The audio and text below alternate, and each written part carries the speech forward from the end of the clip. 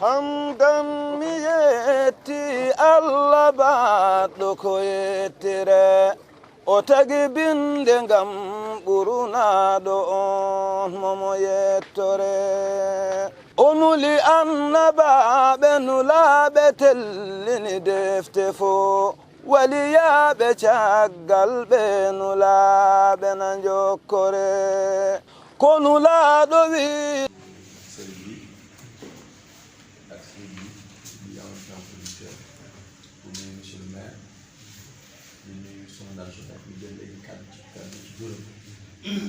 yéen ñëpp maa ngi leen di nuyu président Macky Sall mi nga xam ne moo ñu fal ñu jiite Sonacos ak ci turu délégation bi nga xam ne yëpp ñoom laa àndal ñu jóge Dakar.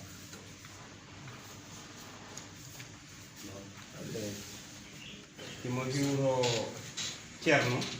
président coopérative on imo hiwro monsieur le maire mo hiwro Thierno mawɗon e onon ɓe jooɗiɓe ɗo fof imo hiwro on e inde président Macky Sall o waɗɗo mo yeesojo ha o ari ɗo imo hiwro on kadi e inde makko di am mbégte ak bànneex di ñëw ci dëkk bu sell bi di koy wax Madina Gounass nga xam ne réellement tey romb na Sénégal romb na Afrique di dem foo toll ci àdduna yaa ngi dégg ñuy wax Madina Gounass ndax ni mu sellee ak ni mu nekkee dëkk diine ñuy kontaan loolu tey di ñëwaat ndax bu tey la ñuy ñëwaat ci dëkk bi dëkk bu sell. o wi mo welti trop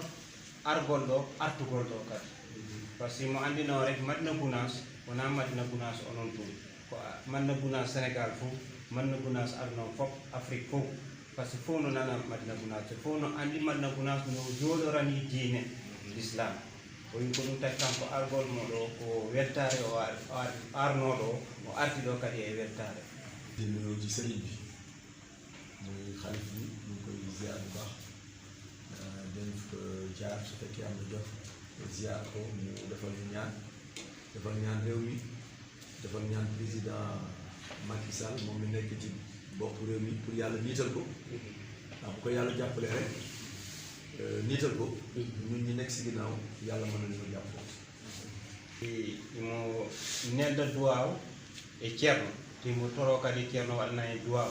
waɗana duwaw leydi ndi waɗana duwaw président Macky Sall kanko o annduɗon ko kanko Allah halfini leydi ndi par ce que on heeɓi duwaw ɓe o neli kamɓe ɓe nelaɓe ɓe wawa gollude no yiɗiri pour wona nafoore leydi ndi ɗum o toro dal si tawi o pari ɗo kadi o yettoyto kadi ka ceerno o salmina ceerno o toro ceerno kadi duwaw pour président Macky Sall mais duwaw aussi kasi pour nafoore leydi ndi fof li ñu fi indi tey programme bu yees bu bees mën nañu waxee noonu nga xam ne léegi président Macky Sall ci boppam moo ñu wax Sonacos te dem jege baykat yi dem ci fi ñuy bayee mu miinante ak baykat yi waxtaan ak baykat yi mu jàppale baykat yi ci jiwu ngir bu kii bi jeexee nawet bi jeexee baykat yooyu mën a fay jiwu ñu la wante dañ mën ko jaay li nga xam ne moom la ñu am ci gerte. o wiwo kadi ko président Macky Sall nelimo e moom par ce que président Macky Sall waɗi o programme ɓe woni e wadde o programme ɗo manam ko wurnutugol awdi ndi ɓe ƴetta awdi ndi ɓe hewtinana ɗum remoɓe ɓe remoɓe kañum kadi ɓe yaa e maɓɓe kadi wona yoɓe jonnuɓe remoɓe ngawɓe ɓe jooɗo mais ɓe yaa kadi e maɓɓe ɓe famodira e maɓɓe e dow ɗum ɗon taw si remoɓe remi ha pari wawa rutude awdi ndi mais kadi yeeyaɓe ko ɓurti kon pour Sonacos wawa wurutude tawa wona e nafoore leydi ndi programme bi nag li ko tax a jóg mooy dañu bëgg Sonacos bari gerte Sonacos am gerte ndax bu Sonacos amee gerte dana mën a defal diwlin mën a defal rakkal te lépp lu nga xam ne bari na ci marché bi c'est la loi de l'offre et de la demande lépp lu bari ci marché bi dina yomb waaye lépp loo ko ci marché bi nag dina seet. o wi programme on ko addi ɗum tigi koyo Sonacos heɓu gerte Sonacos heewa tef gerte par ce que Sonacos heɓi guerte heewi tef guerte wawa fewnude diwli moƴƴuɗo wawa fewnude rakkal diwli on taw ko yimɓe hutora rakkal on koko jawle hutora o wi noon par ce que siɓe heeɓi ɗum si diwli on heewi ka nder marché woni ko ceerno wonno e torade ɗo kon si heewi ma prix ji ɗin ɗuyto o wi par ce que ko ɗum wiyete la loi de l'offre et de la demande si tawi diwli heewi prix ji ɗin ɗuyto wona nafoore leydi yimɓe leydi laajte ngeen léegi ne dañ leen a gis dawlinu gerte ci marché bi dëgg la toog nañ fukki weer ak juróom-benn yu nga xam ne kenn gisatul dawlinu gerte biir Sénégal daaw yàlla dimbale nañu ñu am tuuti gerte ñu defaraat dawlinu gerte tey jii boo demee ci grande surface yi moo xam Carrefour la moo xam Exclusive la moo xam yeneen dafa fekk dawlinu gerte waaye tuuti la par rapport ak ni ko Sénégal yi soxla ak par rapport ak ni ko sëñ bi waxee léegi ni mu baaxee ci wér-gu-yaram gën foofu dawlin yi nga xam ne moom la nit ñi jëfandikoo. o wi o ceerno naane ko haalata haali fi nebban gerte o yi yimɓe ɓen ala yiide nebban gerte kam o woni ɗo lebbi sappo e ɗiɗi yawtude on wattu Sonacos ala no liggade très bien ko ɗum taki hari diwlin no manque mais gila roni ɓe fuɗɗi heɓde seeɗa gerte ɓe fuɗɗi ke liggade kadi diwlin mais diwlin on fewno ɗo ɓayo heewa koye nder ligne commercial manam bitikaji molanaɗi ɗin ko toon tawaton diwlin gerte way noon diwlin gerte kanko haalta hen ɓuuri ko ceerno haali kon par ce que diwlin gerte ko diwlin moƴƴuɗo e ɓandu mais si heewani wawa yettade no sikkirama bu ñu jëlee suñu matière première yépp muy gerte bi ñu fexe ba mu dem bitim réew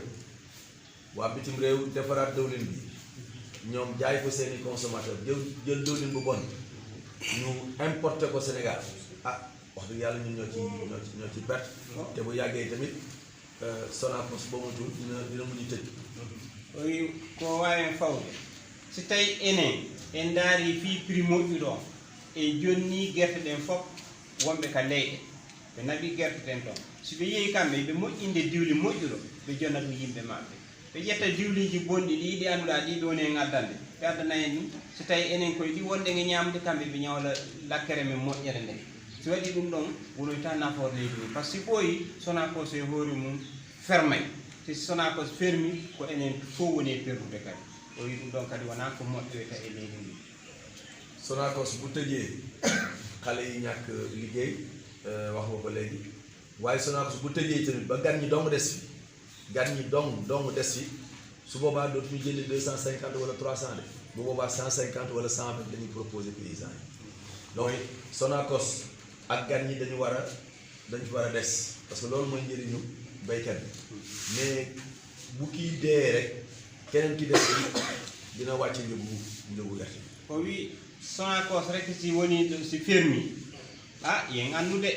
Sonacos si fermi sukaɓe heɓoyta ligge ti sukaɓe ngala ligge haray tampere fuɗɗike natude o wi wawi kadi goɗɗum no hen Sonacos si fermi ko ɓe hoɓɓe soodayɓe gerte ɗe no naɓa prix moƴƴuɗo ko ɓen heddoto ɗo te ɓen si ɓe yeehi ha ɓe heddike ɗen si tawi Sina ala kamɓe kadi so waɗi ɓe ɗuyto e prix o tawa en artino ko ɓurno bonde ko wonno ɓen o wi ko ɗum taki il faut ko ɓe ɗiɗo fof ɓe wona ɗo Sonacos wona ɗo ɓe hoɓɓe kadi wona ɗo so waɗi hiɓe pooɗodira ko ɗo wonta nafoore men enen ñun nee nañ na gan ñi nañu ñëw parce que loolu ay accord international la mënut a ñàkk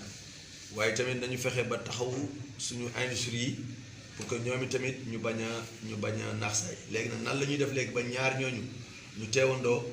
loolu mooy li nga xam ne moom le président Macky Sall di wut bëgg tamit ko ci jàppale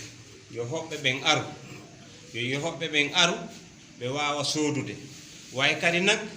miijo maɓɓe e miijo président de la république ko woni ko honno jooɗoten hoɓɓe ɓen tawa no jooɗi no gollude enen kadi tawa eɗen gollude koye ɗin miijoji ɓe woni e yewtude ɓe ndaara honno ɗum wawata wonirde te ko enen remoɓe wawi ɓe wallitade hen tawa hoɓɓe ɓen aray jooɗo no golla wawi enen kadi Sonacos ino liggano pour population tawa enen fof naftorto gan ñi bu ñu ñëwee jënd lu seer ñu paysan bi dina kontaan ci benn weer bi de wala ñaari weeru traite bi waaye bu ñu demee dawlin bi dina seer fukki weer yu nga xam ne paysan bi tamit dina jël ci poosam muy dem di jëndi dawlin donc boo matul li mu amoon bénéfice yépp dina ko dépensé waat ci jëndum dawlin waaye ñu def ndànk aussi ci loolu woyen waɗu attention par ce que koɗon rek so woni ɗo mo soodira guerte ɗen ko seeri welayde e remowo wawi ko lebbi ɗiɗi ha lebbi tati on noon kalis gasi on tuma noon o koɗo o yawa adduno e diwli mo andanda hoore ma wona waɗiɗo mais yiɗi soodiranmo ko seeri on tuma so daari ko on situation wonɗe fewno ɗo on tuma demowo on kañum toujours ko nokku gotu mawɗono manade o noosay balɗe tati lebbi ɗiɗi ha tati ya lebbi jeɗɗi fof ko taw ko tampere kadi o wi ko ɗum kadi il faut que accen en hakkil moƴƴa daaren ko noode programme bi daal programme bu bees la programme test la maanaam dañ koy essayer rek xool moo tax tey ngeen am 35 hectares du noonu mais bu ñu yàlla bu mooy ñun gerte rek la ñu bëgg te jiwu moom mën nañ ko am lu ci nit bëgg ci jiwu suñ ko teelee waajal mën nañ la jox jiwu ci kaw nag programme test bi ñuy def ñu am si ndam mooy ñi leb ñu fay Sonacos ba pare li nga xam ne moom la ñu ëppale ci gerte ñu jaayaat ko Sonacos ndax loolu moo nekk si contrat loolu su amee ren rek déwén bunt yi mën na gën a ubbeeku ba ku ci dul ci programme bi ren nga mën cee déwén ak jàpp. o wi yon andu rek so yi hikka heɓuɗon hectare uji fanɗuɗi 35 ceerno wiima ko 35 mais no woodi woɓɓe goo ɓe tawaka ko coopérative ɓen kadi o wi d' accord ha joni mo jaɓi mais o wi so yi heɓuɗen ko hawri honɗum waɗi ɗum ko par ce que ɗum ɗo ko programme test ni mono wadde test ko seeɗa natirta ko si test o moƴƴi noon on tuma noon on tigui wawa yañude o wi so tawi o test ɗo yimɓe jaaɓi yoɓude ko laaɓi te mi ɗum ɗo mi hula ɗum kunas par ce que ceernaɓe woni ɗo voilà ɗum ɗon noon ko haalande wona haala makko o wi so yimɓe jaaɓi yoɓude ko laaɓi o test ɗo no moƴƴinoyta yeeso so waɗi yeeso kala falanoɗo heɓude e awdi ni falanoɗo natude e programme o a wawa natude tawa caɗele watta lii daal politique bu bees la président Macky Sall génne ñu wax ñu ne da leen dem si dëkku baykat yi da leen dem ci bërëb yi ñuy baye ngeen di waxtaan ak baykat yi ngeen minante ak ñoom ngeen xamante ak ñoom ngeen liggéeyandoo ak ñoom ngeen jàppale coopérative yi jàppale GIE yi pour que ñuy am jiw di am engrais ren nag wax dëgg yàlla nangu nañ ne engrais bi yéex na agsi loolu moom waaye nag dafa nekk lu nga xam ne tax mu yéex a agsi aussi li xew ci jamono ji rek nañu ñaan mbas mi mu jóge fi ndax engrais yi fu mu jaar daal ci bateau yi dëkk bu mu àgg ak coronavirus bi dañ lay def quarantaine bu ñu la defee quarantaine nga tardé ba tax yu bare bari ñu mu waroon demee démb ni waaye nag alhamdulilah rabbil alamin engrais bi agsi na bërki démb ñi nga xam ne soxla nañ ko mën nañ leen koo jox ñu def seen tool wala ñu jox leen ko ñu denc ko ba déwén wala tamit bu ñu bëggee comme farat nañu ñu rembourser leen seen xaalis. o wi programme o yo gandu rek comme no wiiri ni ko programme test waaye nag e nder o programme test piiji hewɗi darike hen te kamɓe ɓe andi vraiment retard on ko honto woniri cende fof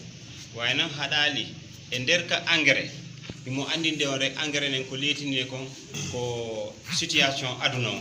surtout ngu ñaw ko ngun woni ko leytini piiji hewɗi yo Allah walle ngu i waɗo law par ce que ɗum taki batoji addayɗi engrais nden leydi mo baton hewɗi kala ko ma yimɓe wonɓe ka nder bato e bato en hoore mum waɗe quarantaine on andi quarantaine ko ittiri balɗe 15 baton daro nokku gotum o yartata o wi ko ngol waggol ɗi batoji 40 taki bato on tardi hewtude ga mais nan ɗeɗo balɗe Allah jarama batoji ɗin hewti engrais nden ari yiɓe miiji programme ji ɗin ko ni ɓe waɗiri kala mo andanɗa hoore ma yoɓino a tottete ko annduɗa kamɓe ko ɗum ɓe signuduno e ma ɓe yewduduno e ma ɓe jonnete ɗum siɗa yiɗi ƴetta engrais nden marande waaw siɗa yiɗi kadi noon so tawi wona engrais nde yiɗɗa goɗɗum bo yiɗɗa ɓe totte ɗum mais au moins ko ɓe waddu halduno e ma kon ɓe jonnete ɗum ha laaɓa ɓe faɗo mana an kadi wawa wadde ko halduno ɗon ko fi ma bëgg a jeexale ndax jumaa ji mu ngi jege si te dañu am yéene julli barkeelu ci julli bi fi ñu bëgg a jeexale rek mooy perspective yi mooy programme test la ren bu réussir déwén ñu yokk suñu loxo gannaaw déwén lan moo tax duñu seet jox nit ci jiwu jox nit ci engrais wut matériel agricole buñ ca teg parce que loolu tamit ñun war nañ ko dugal suñu programme ci suñuy perspective néewuñu nag dañ ko def déwén wala après déwén mais fu ñu dem rek dégg nañu njàmbat loolu kon loolu dañ ko daal di intégrer suñu stratégie pour que programme yi ñu tëggaat at yi ñu jëm ñu wax jiwu wax engrais wax aussi matériel agricole. wi joni on andi bay hande ko aljumate ɓe faala tawoyede juulire ko ɗo gaynata haala makko kam wonon e nder gaynugol haala makko fof ko haala miijo maɓɓe koko arata miijo maɓɓe koko arata siko sago maɓɓe ñaagaro programme ɓurta yaajude mais no honno ɓurita yaajude kadi si wonali ñaagaro wona ñaagaro hikkuɗo ɗon o honno ɗum woniroyta si ɓe jonnima awdi taw ɓe jonnoye kadi matériel agricole hutorɗe ɗe annduɗa ko ɗuɗemirten kono ɗum gollirten ka gese o si waɗi si ɓe yeehi ɓe tawini ɗum ɗon to fof ɗum takay ballal ngal ɓurta yaajude taw haɗali ka awdi engrais rek mais hiɓe tañƴini ko arata moom awdi e engrais ɗum ɗon timmani o weeto ɓe yañinira ɗum kadi ha wertanade ko ñoo ngi leen di sant bu baax ñoo ngi leen di gërëm bu baax di am contenté bu baax man ak ñi ma àndal muy képp ku nga xam ne kilifa nga ci Sonacos tey yaa ngi fi teew fi mooy secrétaire général Sonacos ñee ñëpp ay directeur lañu Michel Cissé mii ca Ndakaaru moom moo yore programme bi moom mooy patron Thierno Kanté bi lépp lu ngeen seqanteeg Thierno Kanté dina ko wax su ko waxee man dina ma ko wax yaakaar naa moom la ñu bàyyi ñu koy gërëm moom tamit ndax fu ñu dem rek nit ñi gërëm nañ ko sant nañ ko ci taxawaayam te ndaw yi tamit noonu la waaw parce que ndaw yi ñoom ñuy gën a jege population yi dañu war a mat ay ndaw ndax ñun duñu man bis bu nekk ñu ñëw fi moom moo fi ñëw bis bu nekk te gis nañ seen ànd bi mu rafete ndax xamante ngeen depuis so defi texte yàlla dogal na moom muy soog a dugg Sonacos bi muy dugg Sonacos ñii xamuñu ko woon dañu def rek appel d'offre di wër ku mën a liggéey biñ gisee dossier bi ñu xam ne kii mën na ko ñu jël ko te yàlla tax moo tax liggéey bi tamit alhamdulilah. oui kadi ɗo yo fermude il faut ko andina on kadi ɗum o ardi ɗo e responsable ji Sonacos ɗi fof directeur ji Sonacos ɗi fof no jooɗi ɗo e responsable o programme wona ɗo e hoore mum himo ɗo kanko e Thierno Kanté koye on hikki o andini on ɓe fof no ɗon o andini noon hay bailleur maɓɓe responsable bailleur on no ɗo ɓe fof o wi hiɓe kasal ɗo ni hiɓe jooɗi ɗo ko ɗum taki o holli on kamɓe ɓe ardu pour hollugol yimɓe ɓen hiɓe pari goldude e men way kadi noon o yii kadi mo welti hunde wotere o yino nanguirɗen Thierno par ce que e wimo e gandinimo enen e Thierno ko gila Sodeftex te pourtant kamɓe ɓe andano fi Thierno ko ɗum ɗo kamɓe ɓe waɗu rek ko wiyete appel d'offre ɓe weddi ɓe wi meɗen faala agent jo wawɗo gollude sifa ɗeɗo golle Thierno o windi kaydi mum ɓe tawi himo hattani ɗum ɓe noddimo ɓe adi mais noon ɓe seeditike ɓe andi e jaka ko wawɗo ɗe golle ɗe ɗo alfina mi wurte ɗi garaji lobbi mi dasore mi wona gawlo hadaratu ceerno mene seremɓe mum beele armajo soɓe dokka janggo mi siftore mi wona gawlo hadaratu ceerno mene seremɓe mum beele armajo soɓe dokka janggo mi siftore